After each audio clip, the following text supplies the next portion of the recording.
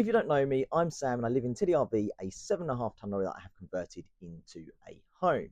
I feel like now is a great time to make a video on the not so good parts about living in a lorry, as only last night it was blowing about 40 to 50 mile an hour winds. It was a very restless night and for some reason I thought my solar panels were going to fly off the roof. Moving on from the weather, another thing that I would say is not great about living in a lorry is that you are relying on a mechanical vehicle. If anything was to go wrong with that vehicle, my home on wheels would become very static and I would have issues staying in there. To mitigate that, I guess it comes down to regular servicing and making sure that your vehicle is roadworthy. In terms of electricity, I have to make sure that I've got enough to get me through the period of time that I need to make sure that I've got all my appliances and everything working as it should. One thing a lot of people assume I'd have issues with would be parking. I actually haven't had any issues whatsoever. I found a really good amount of park ups locally and also when I go on trips. So I haven't had any issues with that so far and I hope it stays that way. Guys, I'm going to be making a lot more videos now about my experiences living in a lorry, how I ended up in this situation and kind of my journey going forward. If this is of interest to you guys, make sure you give us a follow and become part of our journey.